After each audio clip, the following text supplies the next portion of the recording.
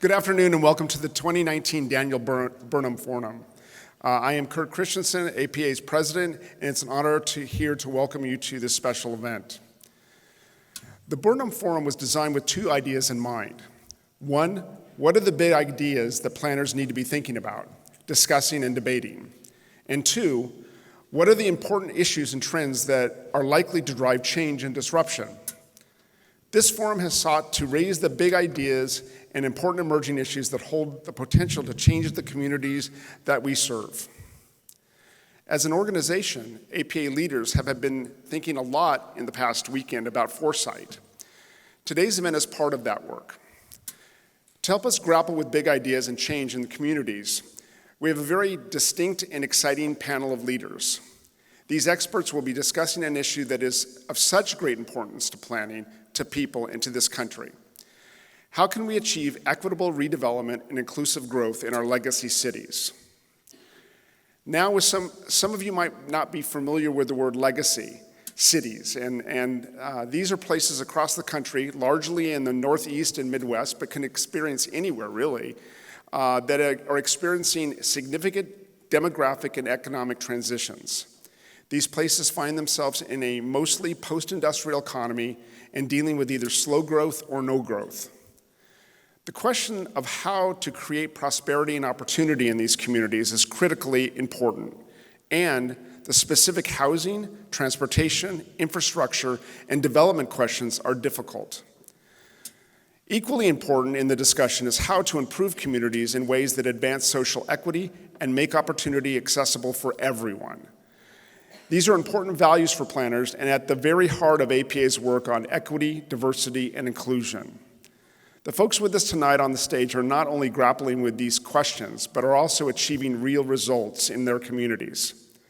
They are changing both the policies and the larger narrative of legacy cities to make these communities stronger and opportunity-rich places. We are so honored to have with us Akilah Watkins-Butler, the CEO of Centers for Community Progress. The center has been a critical voice and a thought leader on the issues confronting legacy cities, particularly vacant properties. She had a distinguished career working on neighborhood issues and community development issues. Prior to joining the Community Progress, Akilah was Associate Director of Community Change. She led the National Anti-Poverty and Place-Based Portfolio at the Center for the Study of Social Policy. She served as Director of National Partnerships at NeighborWorks America. There, she implemented a national public health and housing initiative for over 4,000 low to moderate income families and communities. She also served as Deputy Director of Leadership for Healthy Communities at the Robert Wood Johnson Foundation. Tonight, Akilah will be host for a conversation with two elected leaders who have been at the forefront of addressing the needs of these types of communities. We're pleased to welcome Congressman Dan Kildee from Michigan, and the Mayor of Akron, Ohio, Daniel Horrigan.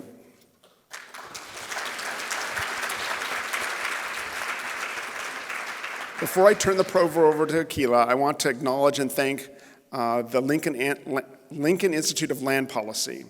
Lincoln has been our partner on the Burnham Forum in recent years, as well as a partner on a range of critical issues.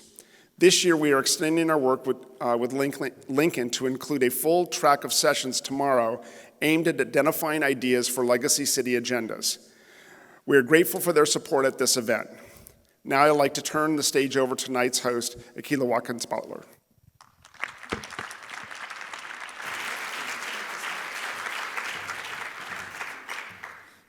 Thank you all for that warm welcome.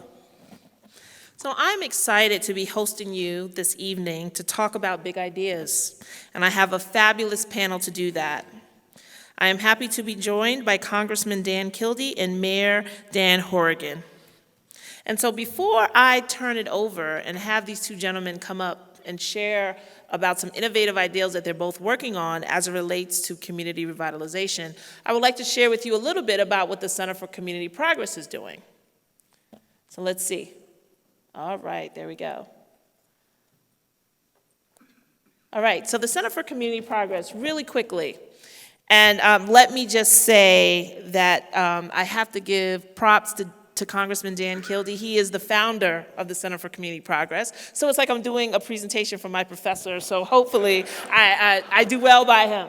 The Center for Community Progress is the only national organization solely focused on combating vacancy, abandonment, and deterioration across the country.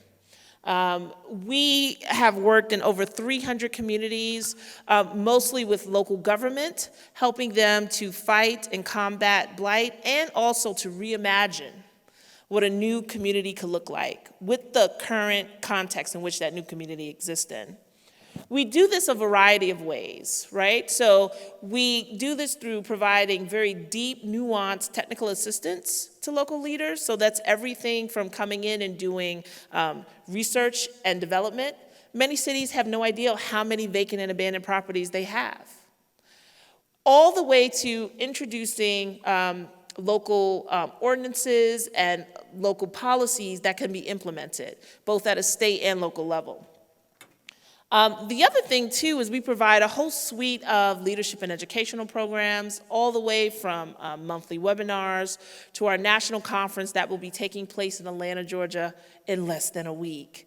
So for all of you here that are interested in learning more about community revitalization efforts, I encourage you all to go to reclaimingvacantproperties.com and learn all about our work and visit us, because we will be in Atlanta in a week. So a little bit about the challenges that we face as it relates to vacancy. One is that we face a history of redlining and housing discrimination that have left many people, especially Black and brown people, outside of the realm of finding adequate housing. We all know that most Americans store most of their wealth in housing, and for many African Americans and Latinx families, that opportunity to build intergenerational wealth was lost and taken away from them. And so our work at the Center for Community Progress is really about, it's really reparative in a lot of ways. It's really about how do we look at the historical housing redlining, right? Housing policies that have historically kept Black and brown families outside of the realm of developing wealth, and how do we change those policies in a way to be more inclusive? The other challenge we have, and this is pretty much a newer challenge, but one that is pretty relevant today, especially in light of what's happening in DC, is this whole idea of climate change. We have more and more communities, especially our coastal communities, that are being deeply impacted by higher climate, more water, more storms, and those cities are being inundated with vacant properties in the way that they weren't in the past. And so our work our organization is being called on more and more to work with cities to figure out what does a resiliency plan look like. And then poverty. You're going to see from some of the slides that I show you today that poverty is still the #1 issue as it relates to finding adequate housing. That in some ways, building a stronger field of housers, right, that believe in affordable housing for all, will be met with a lot of challenges if we don't figure out this income inequality in this country, right? So we need both. So this is a bit a chart to show you. I have the privilege of working with Mr. Alan Malik, for those of you who do not know. He is part of my brain trust at the Center for Community Progress. And what we want to show with this chart, if you look at the blue line, is that we are seeing vacancy and blight still rising in many communities, especially a lot of the legacy communities that we're talking about today. That while our national conversation has shifted a bit from vacancy and abandonment to displacement, we are seeing huge amounts of vacancy rise in our communities. And so the blue line illustrates all vacancy. So not just vacancy due to home, renters or home sales or vacation rentals, as in the red line, but the blue line encompasses all vacancies. And that's the number that I'm asking people to really focus on, because that really tells you the health of a community. And so this is a national chart just outlining where vacancy has become a huge issue. And we're looking at a data point of 10% and above. And so what we're seeing is that vacancy is not just an urban issue, that it is taking place in the South, in the Midwest, in the Plain States. So this is an issue being faced by many cities in America that's not getting the attention that it deserves. This is zeroing in even further, looking at Baltimore. And so what we find in Baltimore are 3 different times, 1991, 2000, and 2010.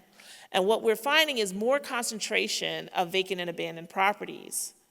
And what we are attributing that to is the fact that income inequality is growing. That while Baltimore, as an example, is receiving an influx of more wealthier white residents, what we are seeing is that income is not being evenly distributed.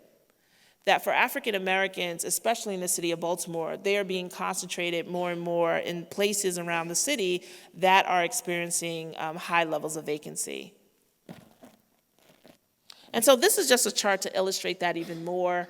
The orange line outlines the population of African Americans, and the 2 lines at the bottom represent both vacancy and poverty. And so we see that as a community is more African American, right? So more African Americans move into a community, we are seeing higher levels of poverty and higher levels of vacancy take place. So, what do we do about this? What's our bold idea? And so, because of leaders like Congressman Dan Kildee, we are looking at what we call a land bank. Right? So this was the community revitalization tool that was created in Genesee County more than 10 years ago. That tool was created as a repository for land, for local government to be able to recapture vacant and abandoned land and be able to transform that land into productive use for the best and highest use of the community.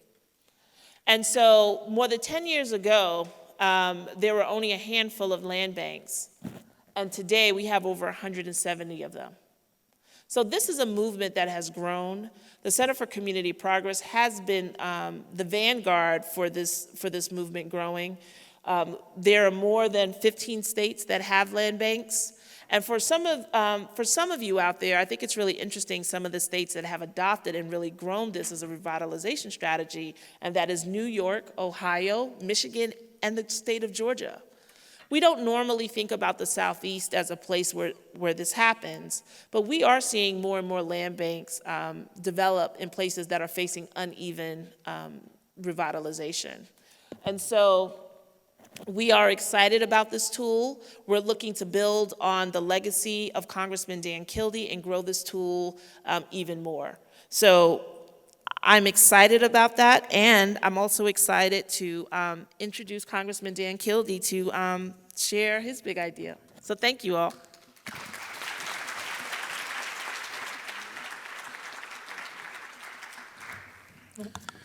Thank you so much, Akilah, for that introduction and for this opportunity and for the work you're doing.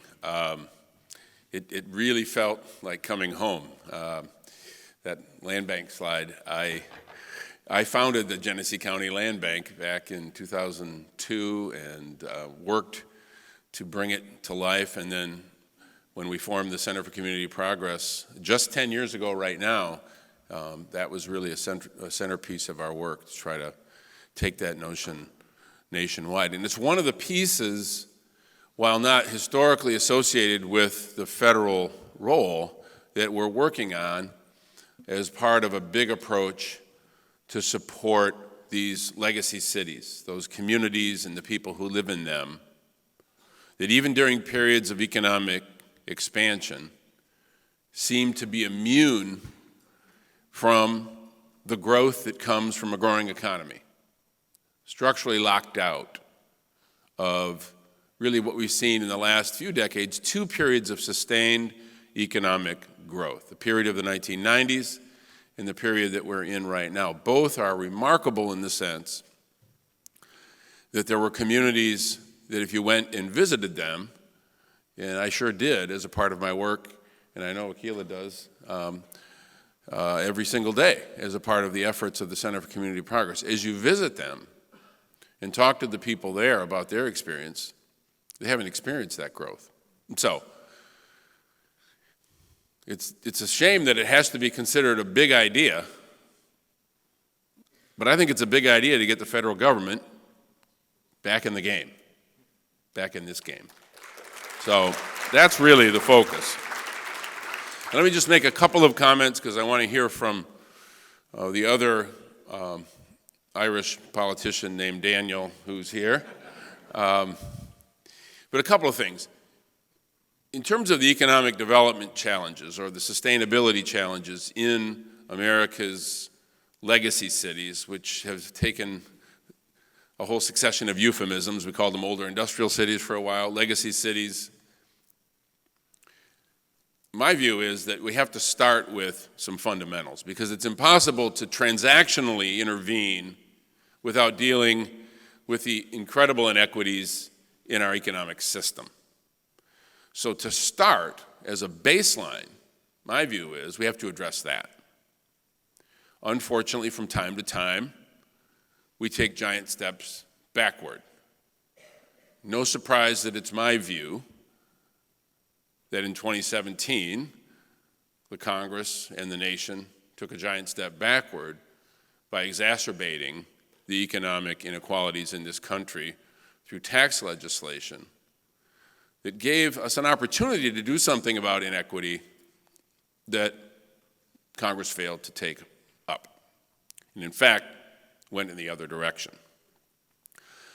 One way to correct that is to deal with the fact that we have tens and really hundreds of millions of people who live all over the country but are obviously concentrated in the weakest, most difficult communities, who live at or below the poverty line, who even with the most inventive and magical economic development tools and incentives, because of their circumstance, are going to have a hard time making the transition into the economy because they're just struggling to survive in the richest country on earth, in the wake of tax decisions, tax policy, economic decisions that concentrated more of the vast wealth that we generate into the hands of the few who now represent the new 21st century Gilded Age, the highest concentration of wealth in the hands of the fewest people since the Gilded Age of the early 20th century. And there are things we can do to change that. I have legislation to significantly expand the earned income tax credit, to significantly expand the child tax credit and make it fully refundable. What would that do? We'd take 110 million people, a third of the Americans in this country, and give them a big raise, give them a big boost, built straight out of the very same tax code that just gave a huge raise to people who didn't know enough to do with that money except buy back stock, not invest in the productivity. Now, has there been growth? For sure. But let's just have some real talk. The people who we're talking about, the people who are left behind, the people who are in those most distressed, those places we call legacy cities, are disproportionately people who struggle. My hometown of Flint, Michigan, 40% of the people who live in my hometown live in poverty. 60% of the children live in poverty. You know what happened with the Flint water crisis? It wasn't about Flint and it wasn't about water. It wasn't about Flint because it's also about lots of other places around the country with less famous crises that have a death of 1,000 dreams every single year that you never read about in the newspaper. In Flint's case, we know what it was, and you can point to the problem because it was a very well-known crisis. It wasn't about water.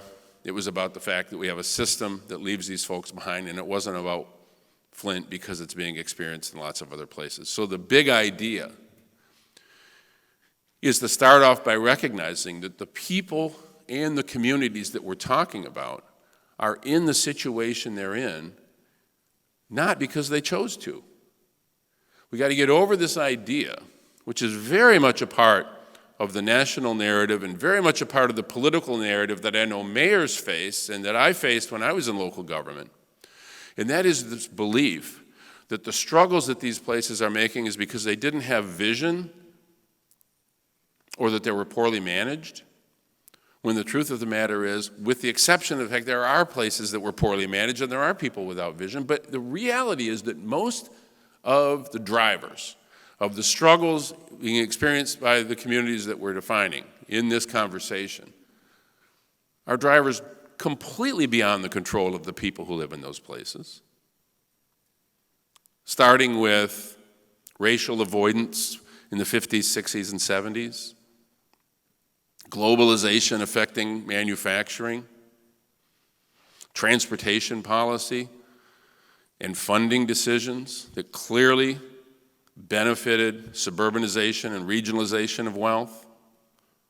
None of those decisions were choices made by people in those communities that helped build the regions that now benefit from that economic history but don't see that the shoe being on the other foot, that there's some obligation to help rebuild those places. So the federal government has to recognize, we all need to recognize this, but the federal role has to be one that recognizes it. And I'll just touch on a few ways that I think we could take immediate action. One, take up that earned income tax credit expansion. Expand the child tax credit. Take up Social Security 2100, which would give people who are retirees the guarantee that if you're on Social Security, you're not living in poverty. Deal with the issue, which is really a fundamental question. You talk about an economic development strategy. The most significant economic development strategy for America's most distressed communities is let's decide that we're going to have a guarantee that the essentials of a civil society are the starting point for a city.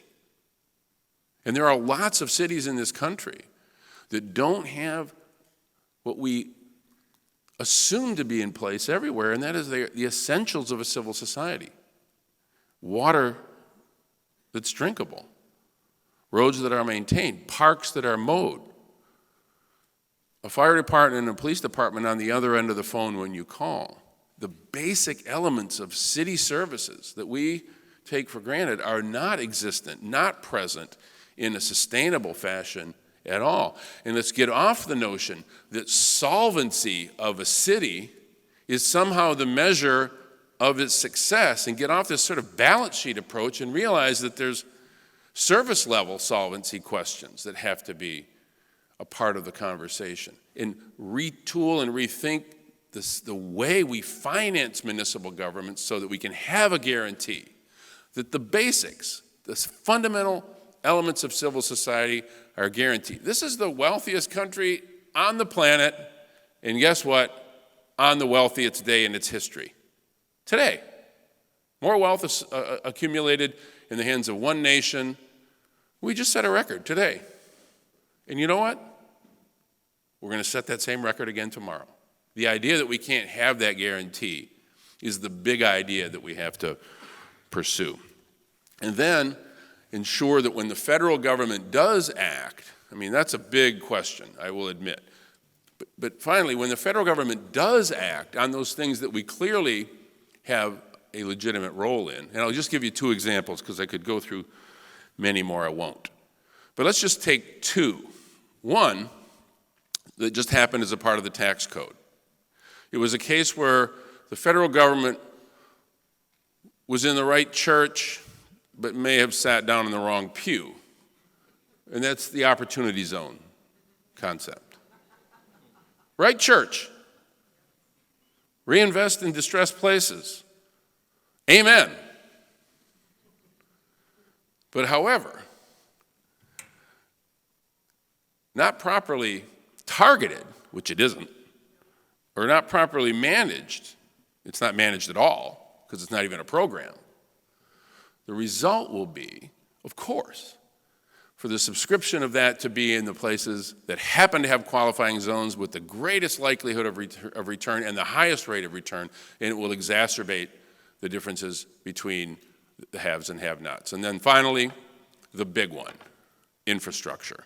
If we don't figure this out before we go big with $1 trillion, $2 trillion, $3 trillion, or $4 trillion, which sooner or later we're going to do at the federal level to reinvest in our infrastructure and recognize that these places that are left behind not only won't fully benefit because of the capacity constraints there or the way funding formulas typically work, but that private capital, moving as efficiently as it can to the places most likely to deploy it as fast as they can, that public capital will be followed by private capital, which it's naturally a magnet for private investment, which will further empty out the places that are supposed to be the biggest beneficiaries. So we better get it right, and we better get some focus when, and this is where I'm calling on everyone in the conversation, to not let a conversation about infrastructure pass without talking about the need to overinvest, to flood the zone in these most distressed places with a different approach that deals with their specific legacy issues. And stop beating them up as if somehow the conditions that they are experiencing is because of a choice they made or a failure of their decision making. It is not. Factors beyond their control. How do we offset that? With a clear-minded and very focused effort to reinvest big in blight elimination, big in re-engineering the infrastructure in these places that have lost half their population, to get the metrics right, so that it's not only unsafe water, but as the case in Flint, Michigan, the most expensive water in the United States of America because of the mismatch between the size and form of the infrastructure and the population there supporting it. These are big questions that are going to require really big and bold ideas, and the opportunities that have come and gone, like the tax code, and pray not like this infrastructure investment that we're going to make, can't allow these moments to pass without getting it right for these places that are being left behind and the people who live there. So the big idea is the federal government needs to understand that, and we need to get back in the game. Thanks.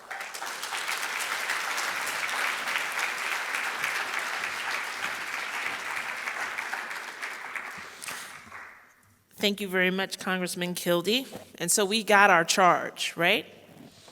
And our charge is to hold government accountable and to understand that the role that they play and to get back into the game, right? To help us solve some of the local challenges that we're all working on. So next, I would like to bring up Mayor Dan Horrigan, Mayor of Akron, to join us with some words and to share the big ideal that's happening in Akron. Thank you.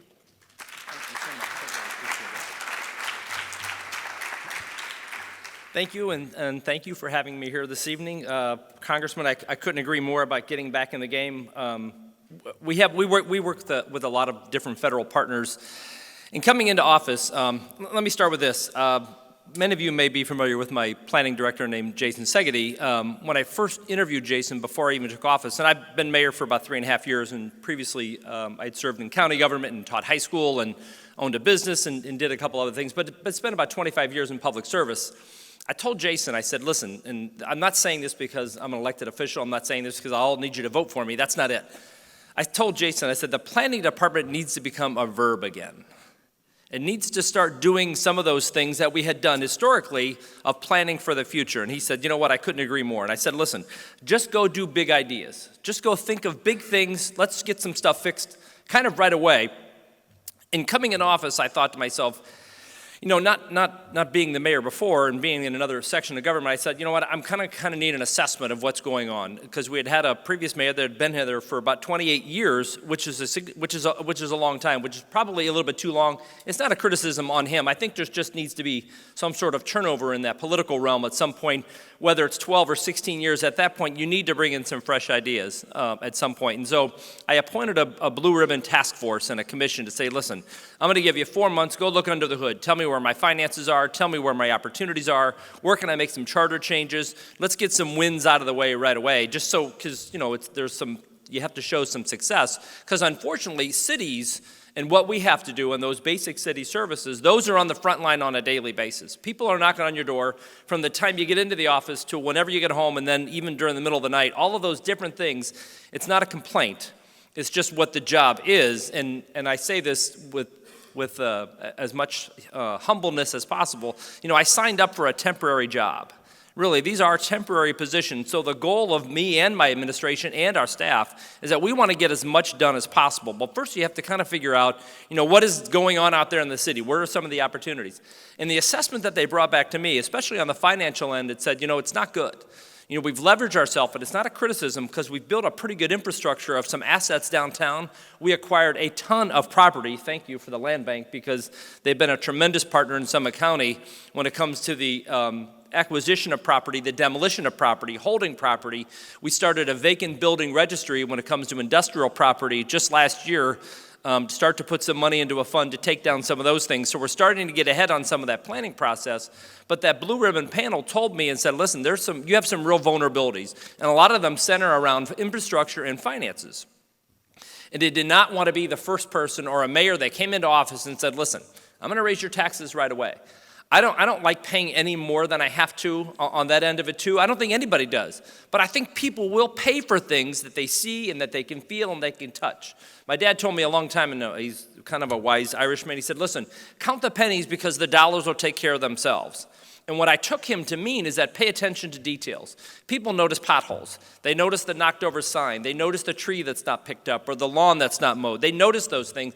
They don't notice that you completely replaced an interchange out on the expressway to the tune of $50 or $60 million.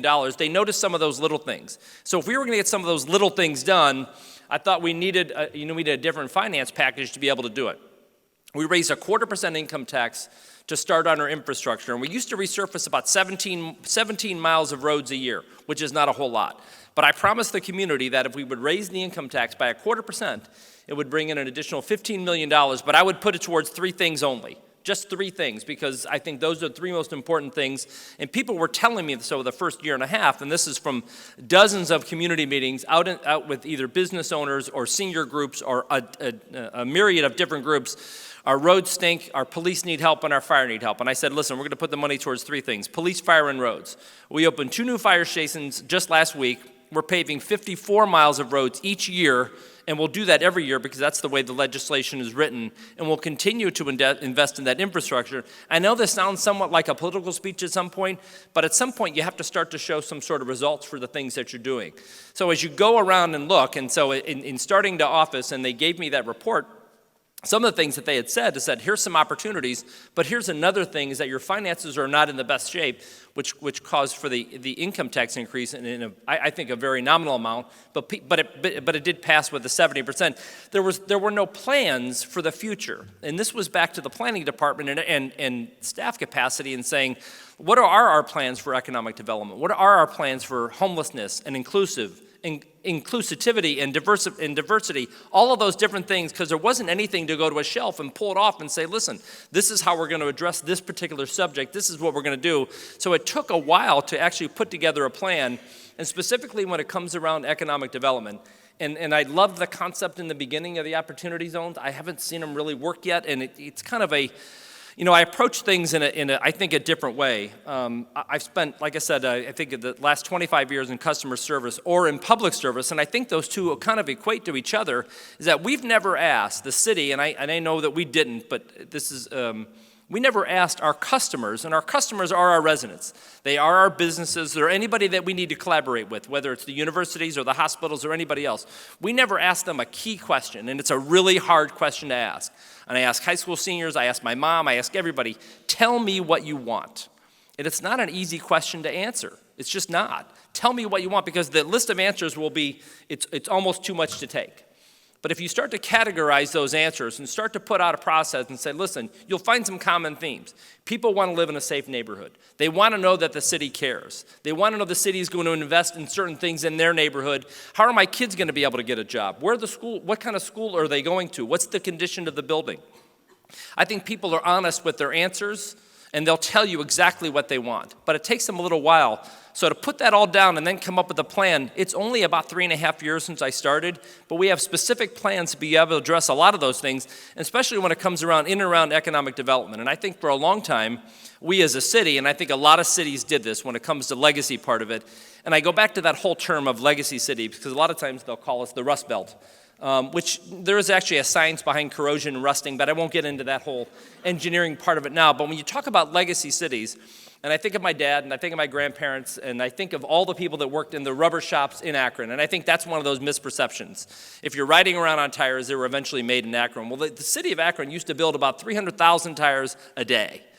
Literally a day in the city. And I remember walking out in grade school and wiping this black dust off my windshield and say, boy, Dad, that's, this is pollution. He said, no, that's jobs. And so I didn't think like that until I got a little bit older, but you really had 2 and 3 generations of people, and maybe your parents or your grandparents, who went to work for one simple reason, and sometimes in conditions that were not that safe, working in Banbury's and working in chemicals. And this is a group of people that went to work for generations to make sure that their kids' lives were a little bit better. I don't think you can replace that. I think that's the epitome of what the Midwest ethic is, and it's not a disparagement on any place else in the country. But when they built these things, and they built cities like Akron, and then all of a sudden, at some particular point, we lost about 100,000 people from the time I was born, 1962, to now. We used to have 300,000 people that lived in the city. Now there's 2. I don't think it's indicative that I was born and population started to slide, but that's neither here nor there either. But our whole strategy is about attracting more people. But if you can't keep the people that are there, and there are thousands of university graduates from at least a dozen universities in Northeast Ohio that are leaving Northeast Ohio on a yearly basis to go somewhere else. And I want to ask each one of them as an exit interview as they go out 76 or 80 or 77, where are you going and why? Because we have customers that are leaving, and they've fled the Midwest for probably a solid 50 years, and we have to ask them why. Sometimes we don't like the answer. Sometimes it's an uncomfortable conversation, but if we don't fix those things, or if we don't try to fix those things, and that's giving them those things that they want on a daily basis. Good infrastructure, safe neighborhoods, an opportunity for economic advancement, educational advancement, all of those different things, and that's just Akron.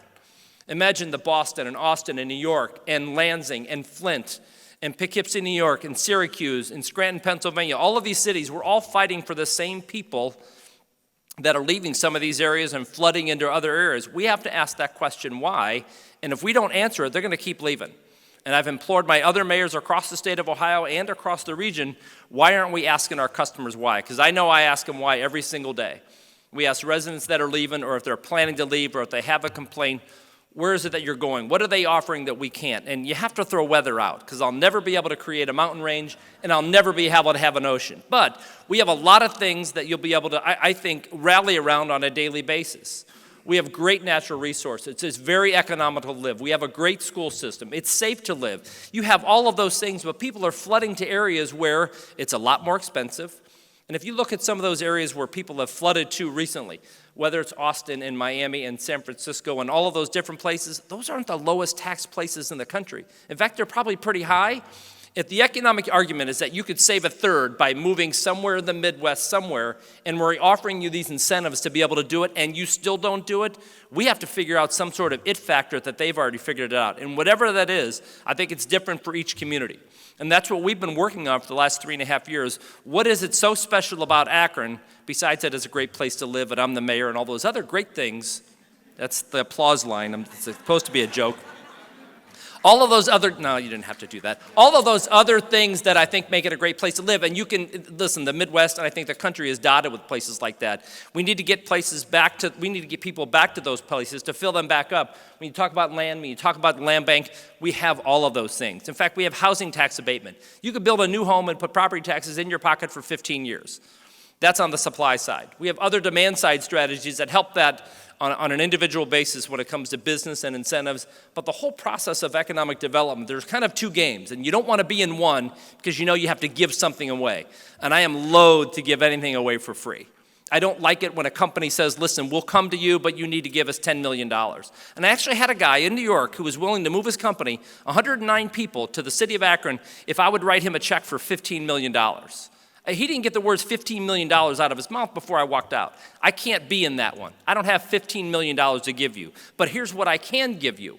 The flip side to that is that if we don't take care of the residents that are there, if we don't take care of their neighborhoods and their businesses and those local businesses, that is significant economic development alone by going to the small businesses with either a one-person pizza shop or a 500-person machine shop. If we're not knocking on their doors on a weekly basis and asking them, what do you want to grow? What are your struggles? What does workforce development look like? Can you find people? How do we address those things? Those are on a daily basis of what we're trying to fix, not only daily, but there are dozens of people involved when it comes to economic development, because it's just not the staff in the integrated development department. It's also engineering, it's also police, it's also customer service, it's also the service director's office. All of us are about making that sale about our particular city, wherever it may be, is that why does this make it a great place to live? And it is because of that interaction. It is because of that feel. It's not the biggest town. It's still 200,000 people. You have some of the bigger city issues, but there's a lot of opportunity in places like that. And I think creating that aura around a city like Akron or wherever else across the Midwest, I think is going to be key over the next 10 to 20 years. But we can't plan for the next year. I don't like to wake up without a plan at some particular point. I'm not planning 1 year out. And I say this because, I volunteered for a temporary job. I'm not doing this 1 year out. We're trying to plan for a 5 and 10 year plan of where's the university's growth, where's the business district's growth, all of these different things. It has to be separate from the political realm of who comes into office. It has to be about what the future is and looks like the next 5 to 10 years. That's why we're able to come to things like this and talk about our city and get those best ideas. I'm a data-driven person. I'm an economist by trade. I studied economics. I want to make data-driven decisions. Where does the data point us to? And believe me, that is oxymoronic sometimes when it comes to a city government. They just want to go run out, and it's okay. It's just the culture that they've been in, maybe. They want to run out and fix things. Well, we have to plan so we don't have to fix it again. And I'll give you 2 quick stories. We're doing a massive downtown rebuilding our downtown along Main Street with 2 Tiger grants over the next year and a half.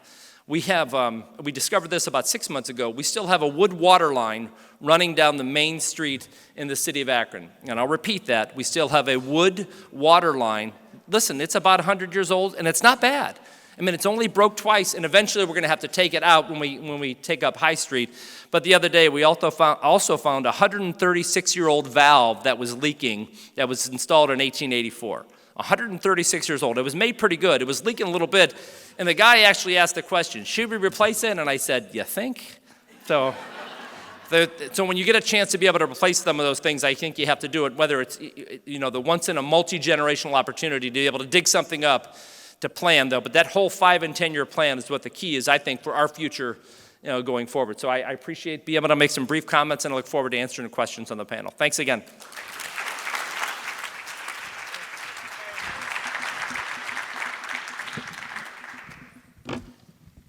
All right. Okay, everybody can hear me. I have the honor of asking these 2 distinguished gentlemen some questions that were on my mind. So I have different questions. So Congressman Kildee, let me start with you. I'm interested in what does economic prosperity in places like Flint look like? So while you were marinating on that, Mayor Horrigan, I was intrigued by you talking about how Akron has lost a third of its population. I'm curious to know, I'm curious for you to talk about your planning to grow Akron, but also, why are they leaving Akron? What are some of those answers?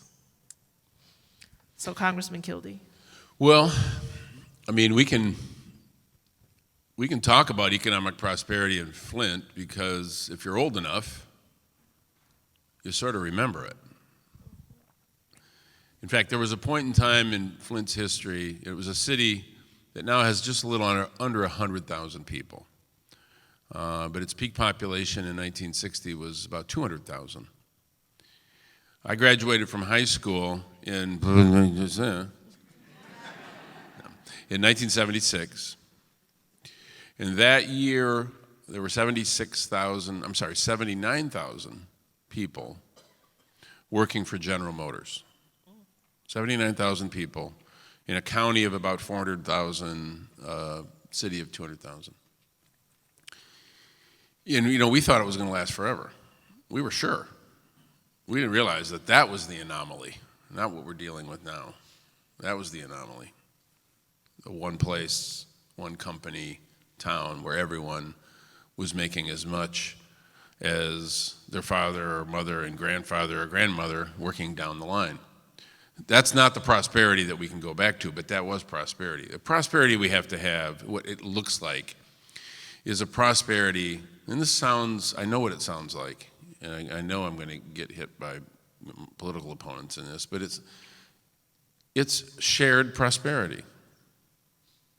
You can use the other word that also starts with an S, but that's not what it is. It's shared prosperity. It's an economic system in a place that's not just our country, but our communities, where it's not equality of wealth, but it's a minimum, it's a floor of decency, below which, no matter the circumstances, we don't let anybody fall. And it's an unlimited ceiling.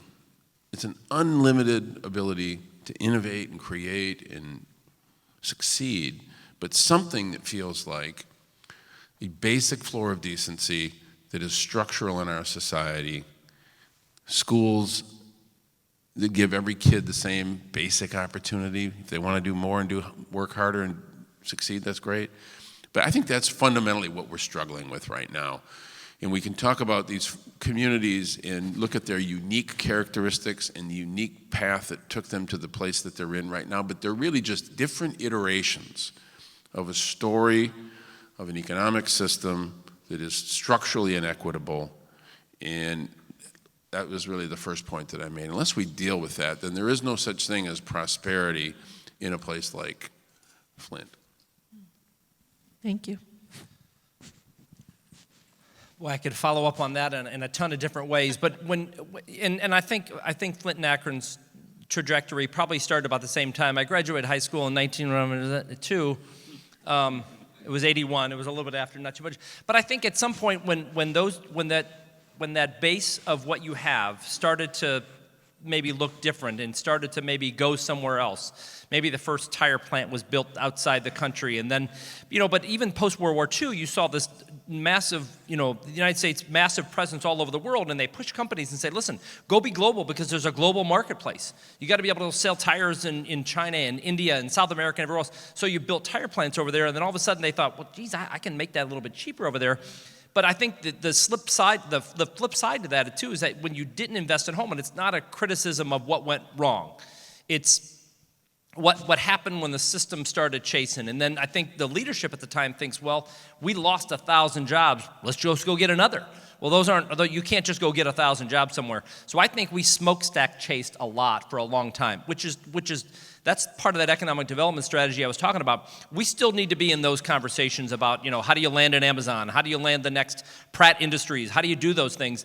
But if you're not doing it, if you're not taking care of the ones that are at home, if you're not taking care of that business that stayed, that invested in your people and your residents and provided them that opportunity, whatever it may be, then I think you lose. I don't think you have as strong a root. And so we did that for so long. At some particular point, we ended up here, where people said, listen, I'm not going to stay in Akron. I have nieces and nephews that have moved away and that have come back. I have friends, they have moved away and come back.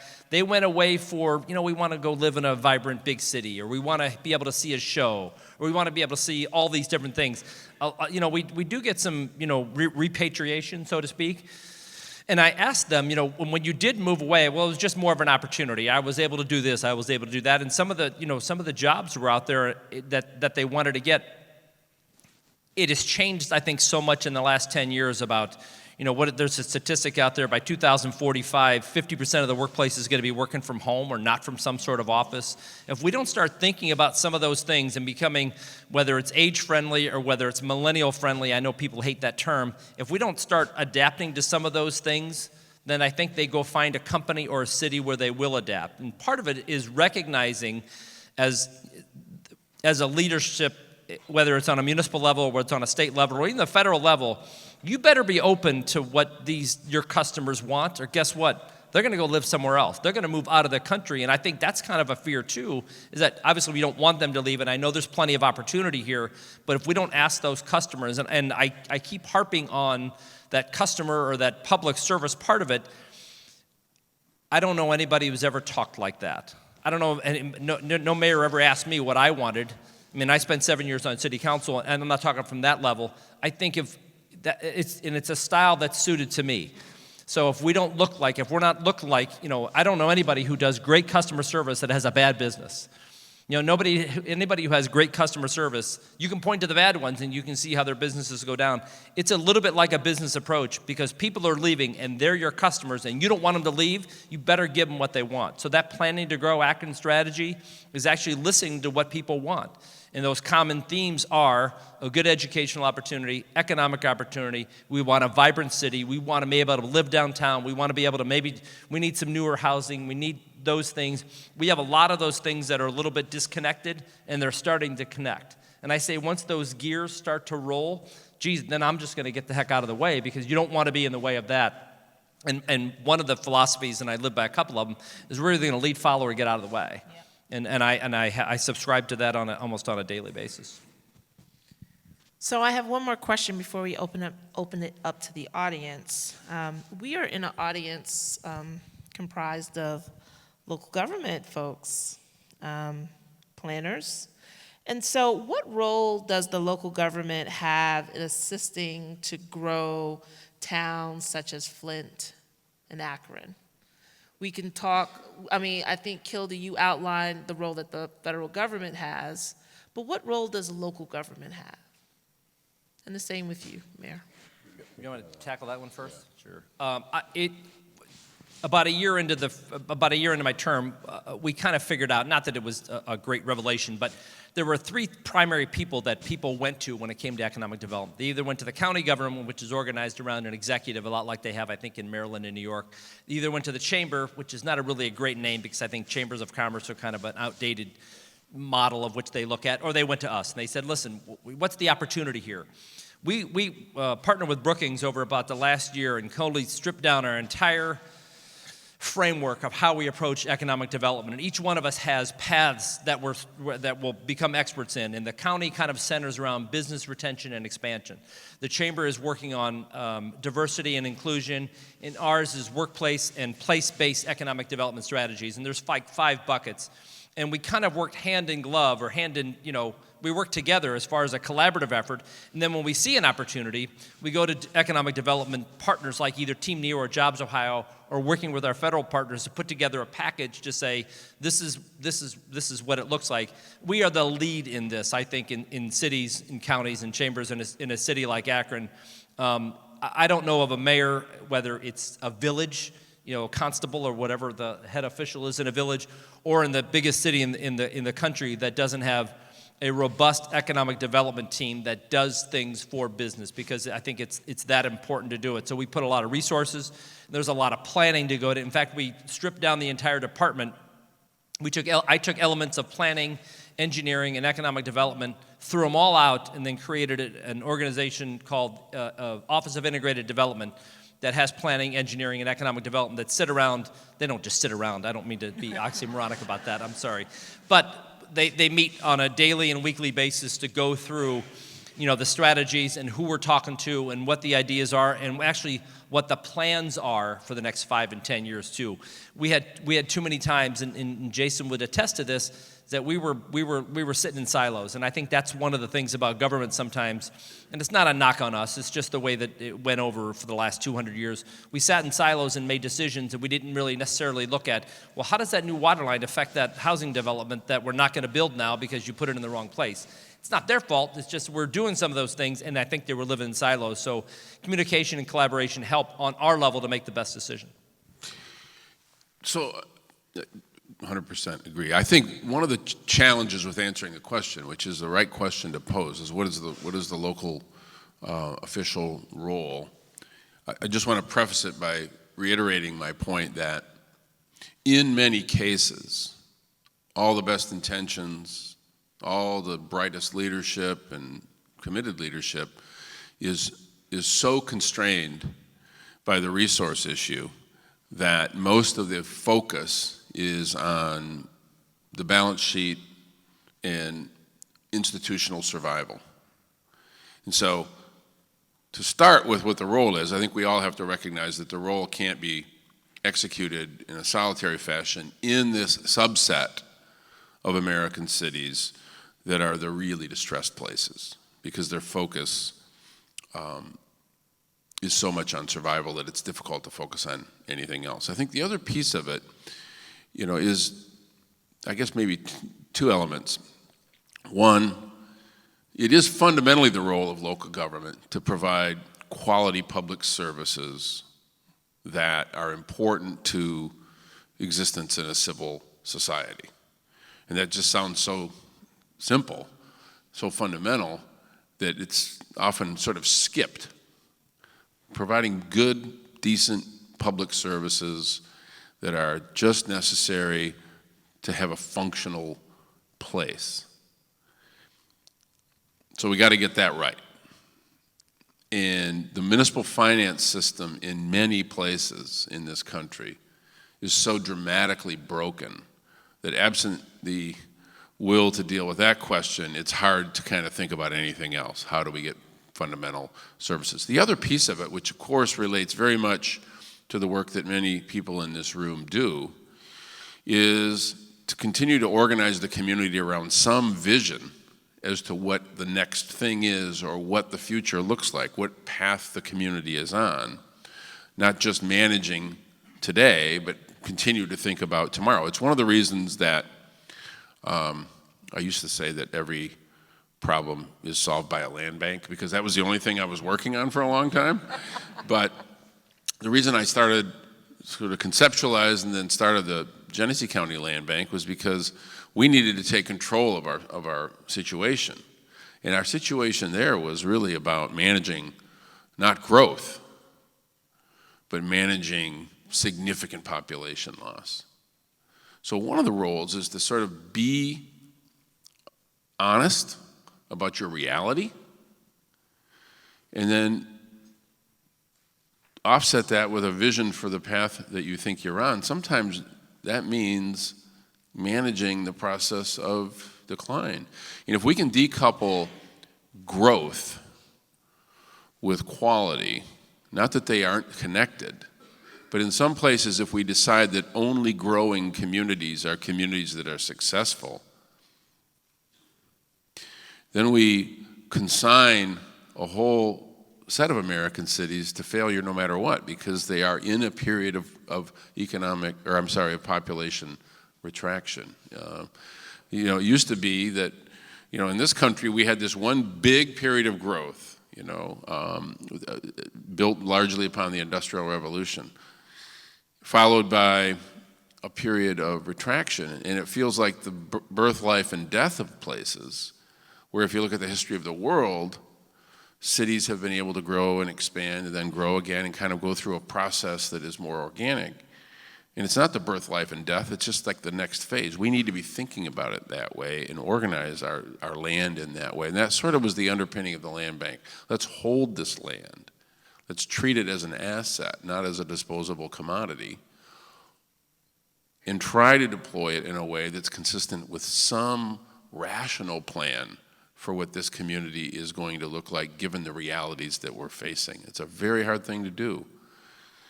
But if we cling to this notion that we're going to only consider ourselves to have a quality community when we are in some period of acceleration of growth, we're gonna miss it for a lot of places. I really appreciate those comments. They were really powerful. It's something that we experience all over the country at the Center for Community Progress, which is why we really help municipal leaders think about reimagining, right? So how do you create a better quality of life for the residents that are there, that have committed to this city for the long haul?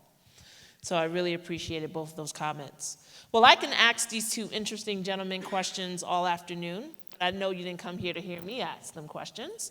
So I wanted to open it up to the audience and see who has questions. Yes. Any questions on Ukraine? Because I'm fully briefed up. Fully ready. I'm moving over because I'm behind the speaker. Courtney Mercer, I'm on the APA board, and I'm from New Jersey.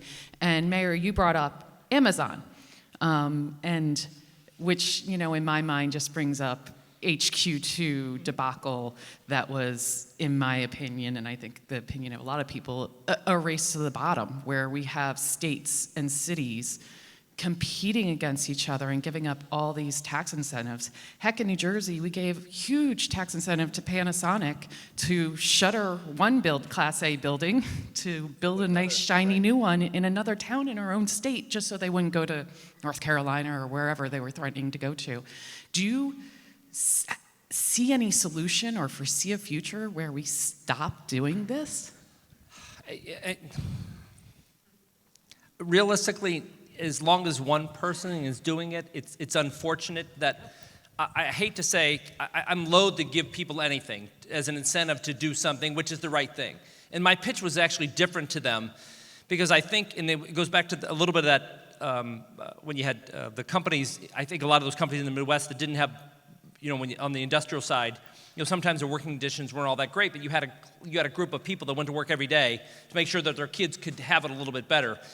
My thought to them would have been, listen, you could go to Crystal City, you could go to New York, you can go to all these really neat places that you'll be able to have, or you could change the scope and trajectory of a place for 200 years or 100 years by going in Central Ohio, or you could go to Akron, or you could go to Michigan, and I think really make a much more significant impact when it came to the economic development part of it too.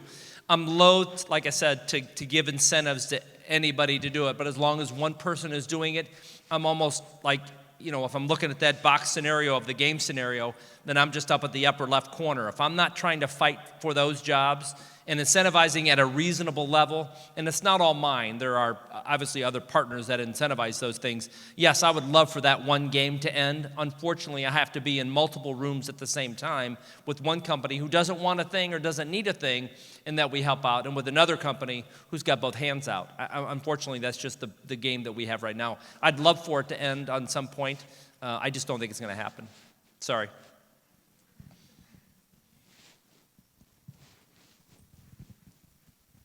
Good question, though, and it's something I think about on it. Good question. I think about that, believe me, daily. Okay, well, I'm over here hiding behind the speaker also. Question for either one of you. I'm Eldon James. I'm from Richmond, Virginia, and Virginia now has enabling legislation only from a couple years ago, and it was a pretty innovative-minded young council member from the city of Danville that came forward with the idea, and the legislature embraced it. What are some of the coolest things you've done with land banked property while you're waiting for the cool thing to be done with the land banked property? I gotta run. Did you say cruelest things? Cool. Oh, wow, I feel so much better all of a sudden. There's going to be a hostile audience. Yeah. Yeah, so it's a really good question, because as you saw with Akilah's presentation, for those who aren't familiar with land banks, they're these single-purpose entities that acquire, hold, and ultimately find productive use to land. The coolest innovative interim uses, and we sometimes call them long-term interim use, is often the simplest. Yeah. Like, for example, we searched and hunted for treatment for the land that minimized the maintenance cost. Finally landed on clover. I mean, it's like number 3 in the alphabet. I don't know why it took us so long. We kept looking for something called buffalo grass, which apparently doesn't even exist. It was like, it's the snipe of urban land treatment. In any event, some of the coolest uses were simply allowing for the land to look like it's intentionally in its condition. Because the big problem with abandonment is this reminder, and I often think about the lens through which we need to look at this question is the lens of a 4-year-old child standing on her porch. And what does the view of that child say to that child about their own value? Because at the end of it all, this is always about people. It's not about land, it's about the people who occupy those places. And to have that abandoned, burned out house suddenly become a field of clover for that kid, it's magical. Not just in the sense that it gives her a place to be a kid, but because the message, the subtle message that it sends is that I have some value because that it was valuable enough for somebody to make this a beautiful place just for me. So that's like the really cool stuff. There are other, in the Center for Community Progress, I do check your website all the time, but there are all these interim uses for structures. There's a concept called Red Ink Studios. I don't know if you're familiar with it, but it's a way to manage empty commercial space by allowing artists to occupy and use the space for the creation and display of their art until the market is ready to catch up with it. So that's another one. There's some really cool stuff. I tell you, every time I talk about land banks, I wonder, what in the hell am I doing in Congress? I really like that. That was fun. I was seeing success. We were changing people's lives every day. Now, I walk to work every day and somebody's asking me about Ukraine or subpoenas or... Dan, on to the next subject. Yeah, I was gonna say Dan is absolutely right. I'm gonna give you a few more examples. The Atlanta Fulton County Land Bank, they do a lot of cool stuff with local nonprofits that may be going through a rough economic downturn.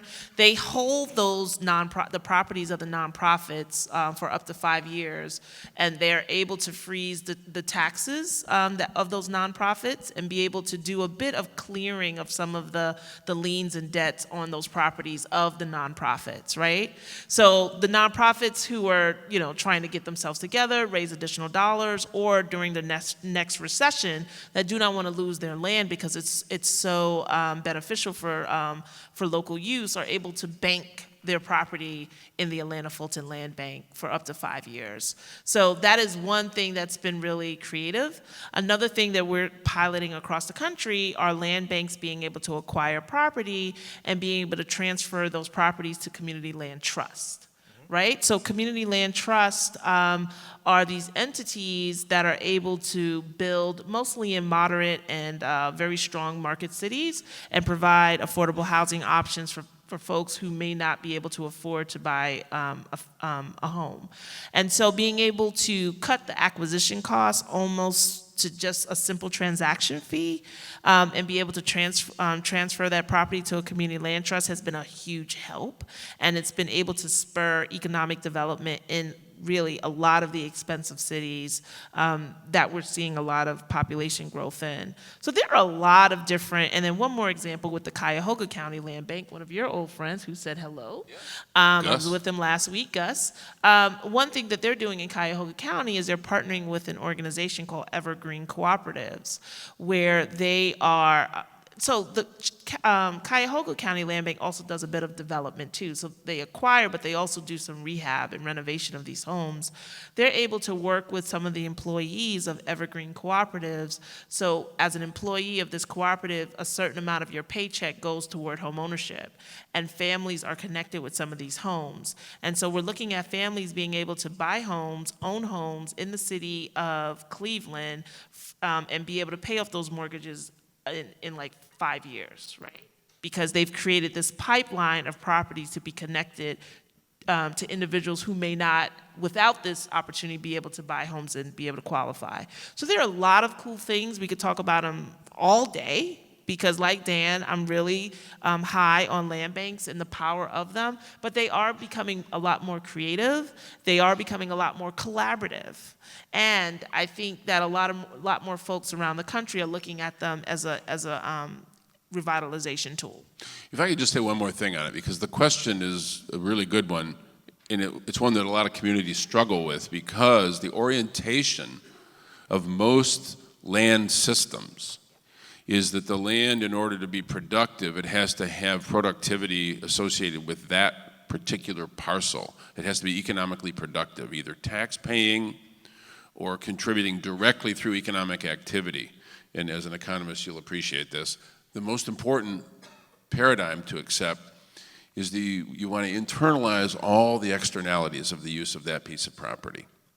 and realize that very often a green, fallow piece of land has the best economic and social impact without producing a single cent of tax revenue or economic activity, because the externalities are so positive. And there's actually really good measurement. I don't know if you guys continue to work with, what's his name? Good, remember, what's his name? Nigel Griswold, who did a bunch of interesting economic studies looking at the external consequence of these sorts of interim uses. One study looked at $3.5 million of demolition that I did in Flint at the very beginning of the creation of the Genesee County Land Bank, and measured the impact that those demolitions and greening had on the value of properties within various proximities. And it showed that the $3.5 million unlocked about $120 million of value that had essentially been stolen by the surrounding properties because of the conditions that they were surrounded by. So understanding the dynamic nature of land, and that you can't treat land as a commodity that once sold is put on the back of a flatbed truck and shipped out to the purchaser's place in West Covina. It's still there. It's still in Akron, or it's still in Flint, and it has a positive or a negative externality. As you can see, Dan and I can talk about land banks all day. We're dangerously close to doing that. Dangerous. So I want to make sure that we answer some more questions. Hello, I'm Roger Lentz. I'm from Wilson, North Carolina. And the historic preservation tax credits have been really successful and often helps tackle vacant buildings in our downtowns and some of the surrounding neighborhoods. There's a handful of states that have not a historic building tax credit, but just a vacant building tax credit. Do you see where the federal government could consider something like that? I mean, I think it's a really powerful tool, and the reason being is, the opportunity zone credit, it's really difficult to use. New markets tax credits, very difficult to use. You have to bring in all kinds of professionals. The historic tax credit's a pretty simple tool. It's very effective. Sometimes we over-engineer things. I wonder if there's something simple like that might help this problem. Yeah, from my point of view, yes. If it's properly targeted, the use of the tax code, I think, it can be controversial, admittedly, but it's, I think, a very effective way to incentivize these sorts of investment, because it leverages public capital through tax incentives to gain pretty significant private investment. One area where I think we can explore is sort of at the federal level, taking a page out of something that I did when I was in Michigan, and that is to modify the definition of brownfield to include obsolete property and the structure above grade, and treat it the same way we treat other contaminated sites, and allow for either tax or other government incentives to apply to the above ground troubles as much as we do for enriched contaminated soil below ground. And we were able to do some really interesting brownfield redevelopment financing by using, and Allison from my staff who will wave, about to have a fit because I'm going to say it, scattered site cross-collateralized brownfield tax increment financing. The most exciting thing. I'm in. The most exciting thing I ever did. And to that end, I'll add one thing. This is another philosophy is that I always said that we were going to whatever we're going to do it. Whatever we do good at, do it really well, and then get out of the business of what we don't do good at, and then start picking up the things that we were missing. I don't know anybody that doesn't like historic preservation tax credits across the country. Everybody loves them. I'll introduce you to some people. Well, but I'm telling you. But you know what? Those are the naysayers, and that's the 20%. The other part of it. Why not? And I would implore the federal government, do it again. Allocate more. Do a lot of them, because that's the only bad part is that there's a lot of competition for them. Even across a state like Ohio, you see one allocation in Cincinnati and then none anywhere else. You're killing me here, Smalls. I mean, we need you need it all over the place because of of what has gone on the last 50 years. This is a really important point. One of the real struggles is, and you talked about it when we were talking about the tax incentives, we just don't do a very good job of targeting this stuff. And we have to recognize that distress comes in lots of different forms and degrees of severity. But we have these tools that sort of paint a broad brush. And this is like with whether it's like brownfield financing or historic tax credit financing, new market tax credits, opportunity zones, all of it. We've got to recognize that it's not about distressed and non-distressed. We have this subset of communities in this country that are dealing with struggles that are so deep and so serious that those tools are not enough. Nope. And we have to concentrate and elevate the focus in those places. And this is why I think I was so disappointed in the opportunity zone concept, because it had such promise, and maybe it still does. I don't want to be completely negative on this, but let's just face it, the gravity of capital is going to go to the places with the greatest possibility of return. Right. And the fact that the Flint, Michigan opportunity zone site, a city that has 60% poverty and has been distressed for 40 years, gets exactly the same benefit as the one in Myrtle Beach, South Carolina. Anybody from Myrtle Beach? Oh, that's good.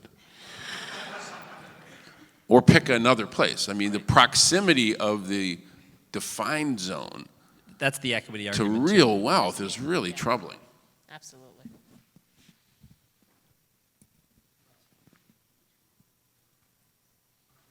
I'm going to ask a question and kind of take you a little bit out of land banks and what you've been talking about.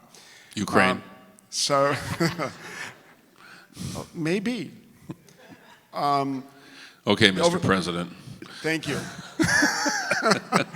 You know, over the last a couple of years, the American Planning Association has spent a lot of its time and energy in the areas of diversity, inclusion, and equity. And we've made amazing strides internally and helping our planners, you know, foster those ideas. Last year, we subtly changed our mission. For those people, we used to be making great communities happen. We are now creating great communities for all. And I'm going to take you a little bit outside of that zone. Both of your communities or both your areas have been losing population.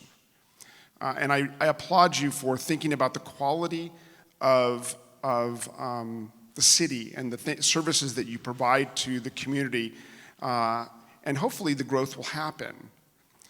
We have been told over the last 2.5 years that this country is full. And communities like yours are not full. Talk to me a little bit about how this economic development and revitalization in your cities when you include immigration and refugees. It's a great question. We're not full, by the way. Yeah. You know. And I think it all we have to do is look at our own history. Like my own hometown of Flint was built by immigrants. And there was this moment, a moment that was occurring more than 2.5 years ago, by the way, but there was this moment when we were actually organizing in Flint and generally in Michigan with our then governor, who happened to be of a different party with whom I ended up having a lot of differences, Governor Snyder, differences over the Flint water thing, but we were working collaboratively on a strategy to deal specifically with Syrian refugees as not only an effort to live up to, you know, the promise on the Statue of Liberty and all the moral elements of this, but as a very focused strategy around growth, around development, around re-energizing these places with the sort of entrepreneurial spirit that immigrants clearly do represent. And we had this whole, you know, concept, which was never implemented for reasons that are painfully obvious, that was intended to be a welcoming place for that specific set of refugees. And you could sort of fill in the blank with all the other communities from across the world that continue to see the United States as their potential land of opportunity. I think it's a really important question that obviously is going to be difficult to address given the current makeup of our government. I mean, personnel is policy, you know. But it's such an important point that I'm glad you're raising it. And we were at a moment preparing to fully take advantage of that opportunity, and that moment was essentially stolen from us. We need to get back to it.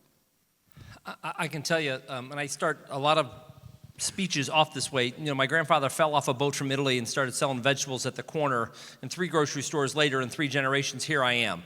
And I'm going to be a grandfather here in about a week, so it's now going to be 5 generations. But actually, we are the largest, we're a welcoming city for a reason, and we've always been very diverse, especially in the northern end of town.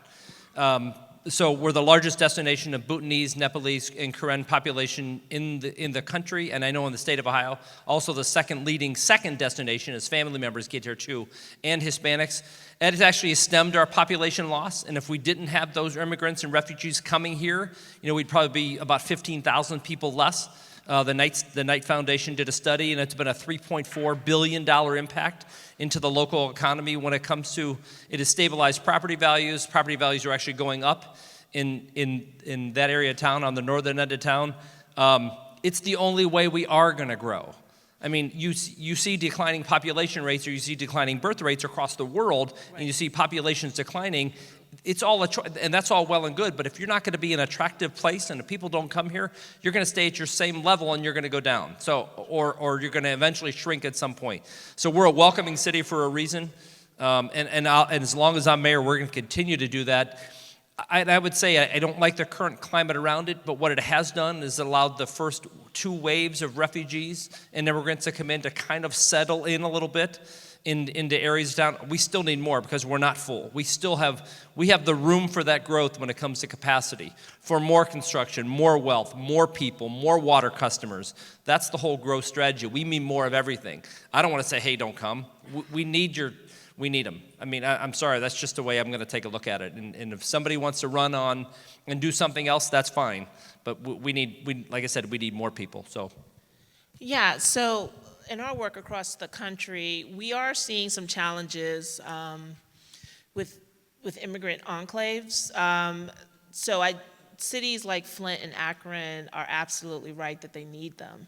And what that means for immigrant populations coming in is a very friendly local business culture, because we're seeing just this whole host of kind of entrepreneurial spirit grow in these places. I mean, and their kind of addition to the local tax base, homeowners, right? Because this whole kind of notion about becoming an American is, you know, part of that is home ownership. So I think those are some of the real positive things. I think where the struggle is what does that mean for residents that are still in these cities, right? So we do have a lot of kind of honest talk about how do we get our long-term white residents ready for an influx of new residents, right? And I think that's something we haven't solved yet, because and it is a challenge. We don't want to alienate anyone, and we don't want immigrants moving in, newcomers coming into our communities and feeling like they are kind of ostracized and alienated, right? So what does that mean in terms of kind of political representation? What does that mean in terms of them integrating into the business community, housing options? I think this is a very big question. And to be honest, I think it's a question of what does integration look like, and how do we help long-term residents really kind of make this shift? Because a lot of where people live is about identity. You grew up, your community was a particular way. I grew up in an all-immigrant community in Brooklyn, New York. My father's an immigrant. My mother was the only native-born speaker I knew growing up. And this all kind of builds your own identity of what you think about when you call home. And so as that changes, you know, people start to kind of question, what does that mean? Where am I from? What does my community really look like? And we need to be able to have those honest conversations with folks about, no, cities are changing. But that doesn't mean that you can't feel a connection to this city. So I do think it's a process. It isn't as easy as kind of like just infusing a group in, because we don't want to kind of cause any kind of trauma to any kind of new group coming in, especially in the really toxic climate we're in right now, right? Because we're not just kind of in this, we were in a different climate a few years ago, but we're in a different climate now, where, you know, things can kind of like fall out of people's mouths in a way that can be really hurtful and dangerous, right? So I do think we have to do a lot more work, both with new communities coming in, but also existing communities, that they really understand that there's an economic benefit, but also there's a social benefit. So yeah, it's work in progress, to be absolutely honest with you. I couldn't agree more, and especially as you're going through that. And quite frankly, you know, there has been some pushback in the African American population a little bit about, because there are some misnomers or misperceptions out there that says, well, listen, everybody that comes in, they get a car, they get a house, and they get a check. Wait a minute, listen, that's the furthest thing from the truth. But if we're not going to be welcoming for all, quite frankly, we've got some making up to do too, because we didn't do a very good job. You know, when it comes to redlining and when it comes to those things, and all of a sudden we're going to try to get it right. So I mean, we have some making up to do, but it also has to be, we have to have those policies and those procedures and everything else that said, listen, we're doing this for everybody, not just for one group. So if we're going to put our thumb on the scale, it is for everybody to be able to make up that difference. And you know, as the congressman said, as you do that, when it comes to that prosperity and when it comes to what it looks like, it's like, you know, we could be a force for good and for change. And we have the capacity to be able to do it. And it's not about making sure this person has more money in their pocket or that person has more money in their pocket. It has to do about, I think, about a common decency of where you don't want your fellow human being or person to live below. It's a lot of work and a lot of catch up. To me, I think it's some of the most exciting stuff I'll do. I know I'm living the first line of my obituary, and I'm happy with it. So it's good stuff. Good evening, Ben Hitchings. I'm the chair of our Chapter President's Council, and I'm from Durham, North Carolina. Congressman Kildee, Mayor Horrigan, both of you are decision makers who have worked very closely with professional planners. What have you found most helpful from having folks with our expertise, and what else could we do to enhance our effectiveness and support that we provide? It's a great question, and you know, planners have been not just helpful, but I'll just give you a 30-second story. When I launched the Genesee County Land Bank, I didn't know what I was doing, unlike now. And so the first place I went was the University of Michigan Taubman School of Architecture and Urban Planning. And I met with the dean, and I just said, do you have anybody? I was thinking maybe some graduate students that could work with me to help conceptualize this whole thing. And he said, I got a better idea. I've got somebody who's looking for a project, and he's the dean that I just replaced. Sadly, this is a gentleman who passed away a couple of years ago, but he was so just fundamental to our work. His name was Bob Beckley, and he and I really were partners in creating the tools of land bank concept, because it was clear in thinking through the planning challenges that we were facing, what the toolbox needed to look like. That we needed to think about the tools that support interim use, the tools that support homogenizing the economics of the inventory of a land bank. These were all planning concepts that were really important that I had no concept of, and the development challenges and what the patterns of growth that had contributed to our problem were, and how we could eventually reverse them. So it's more than just help. For me, it was just the fundamental notions that I benefited from by turning to a guy who was just really a brilliant planner and leader. And to be honest with you, we miss him every single day. He worked with us, and was an important part of even the initiation of the Center for Community Progress. This is live, Jason, so if I take a shot at you, no. Usually when I ask Jason a question, I'll usually get 6 emails with about 6 weeks worth of reading to catch up on a subject. But I would say, I continue to push us, because I think a lot of times, especially in this, I look for, how do we make quick decisions? And this isn't, sometimes these aren't quick decisions. So I think you have to continue to push us to look at that process and respect the process, that it's just not, you just don't come up with a stock answer by pulling it off the shelf. Hence the word planning. It's a verb. You have to plan for some of those things. And so I tell my staff on a continual basis, I have no problem being uncomfortable in a comfortable way. But, they've got to feel comfortable doing that too. Don't worry about who cares if we get mad and yell, because we're going to do that anyway. But if you're going to work for the right person, make sure you continue to push us, because we have to eventually make some sort of decision that's going to affect something over the next 5 or 10 years. You've got to be able to feel comfortable to make sure that we can do that. One last thing on that. The other piece of it that I think drove our work was neighborhood planners on the ground, in the neighborhoods, working with the people in those communities to help them realize their own aspirations for their community with the professional help of planners that understand the tools. So it's not just about the macro, but it's actually driving that planning process. And one of the best decisions that we made when we created the land bank was to hire not just this magnificent leader who led our planning effort, but to hire neighborhood planners that work in the neighborhoods to help us devise the reuse strategies with the community. So I want you to join me by thanking these two gentlemen for a wonderful and lively conversation.